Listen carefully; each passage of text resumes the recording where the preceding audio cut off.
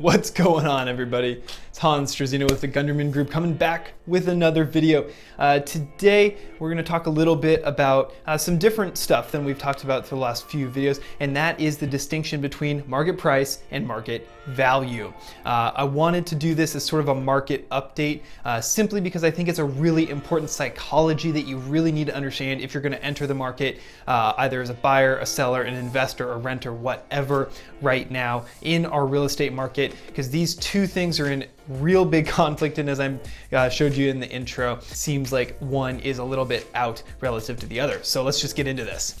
All right, so let's define this real quick. Simply put, market value is what a commodity, a product, an asset could be sold for given a certain market that it's in.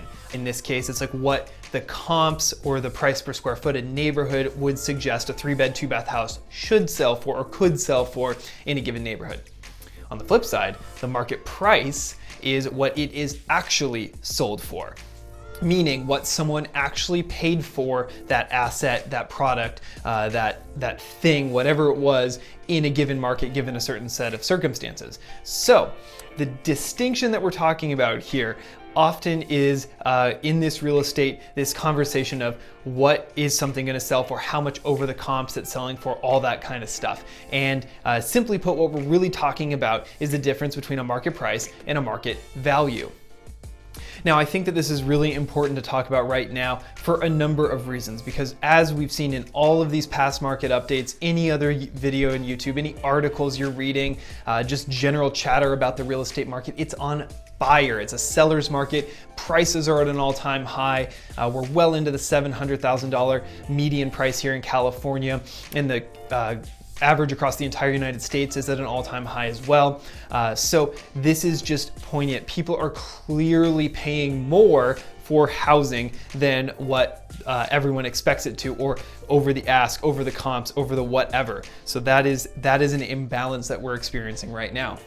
And rather than try and show a bunch of graphs and a bunch of numbers and such, because in my experience, a lot of those graphs and numbers simply are not working when it comes to valuing a piece of property right now. They're not leading you down the right path. They're more setting a floor. So what I really want you to think about here when you're looking at how to value a property, when it comes to price per square foot or the comps or whatever it is, think of that as the market value, meaning what something could sell for, what's the threshold, what's the floor. Use that as your basis to start from, and then go over to the market price, because that's ultimately where you're gonna have to pay to get into the house right now.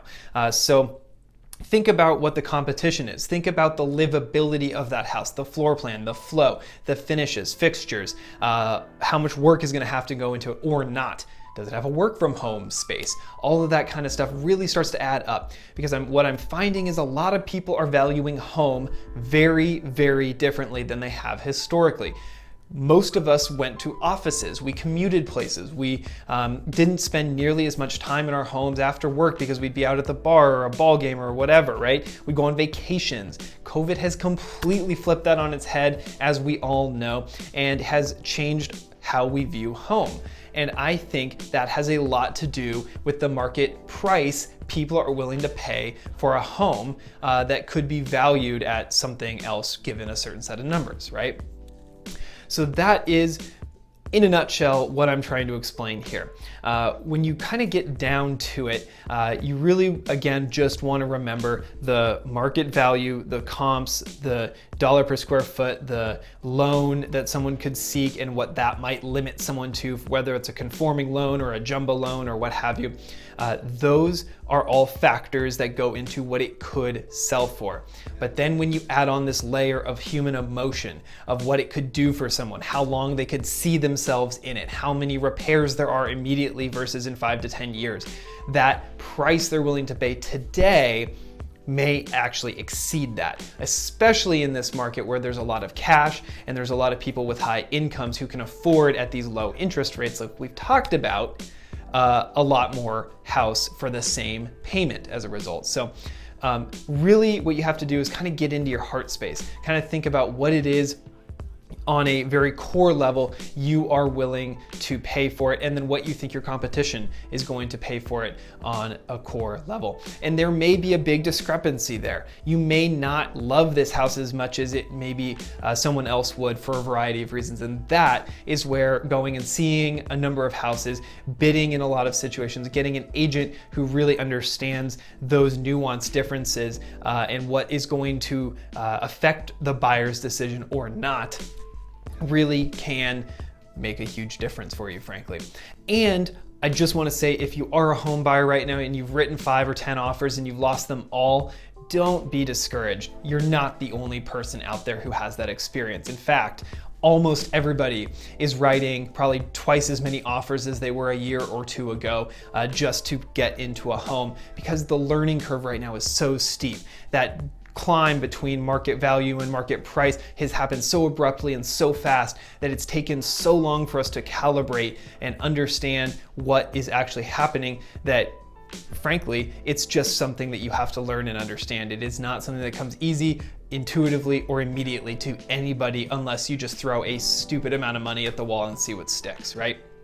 So keep that in mind. And lastly, what I will say is, when you're talking about market value versus market price, you have to decide what the home is ultimately worth to you. Because at the end of the day, it's going to go to the person who has that highest market price, not who has the accurate market value. And make sure that if you're going to pay a high market price, go really deep into what it is you want, what it does for you, what are the flaws, can you fix those, and realistically how long you want to be there, and on a grander scale, how you want to feel in this home. I've talked about that in a few other home buying mistake videos and such. I'll link to those up here. But make sure it makes you feel something, because if it doesn't do anything for you in here, there's no reason to proceed with it right now, because that discrepancy is going to be so high. Hopefully you get some value out of that. Hopefully that helps you. If it does, give the video a thumbs up and subscribe to the channel, because I am going to continue to put out this kind of content every single week and you're not going to want to miss it. And of course, if you have questions about market price versus market value, you need some help orienting yourself in this market, hit me up. My information's down in the comments in the description of the video below.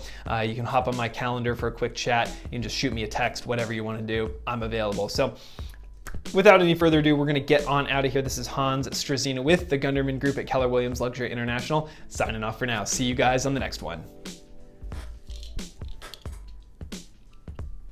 Hey.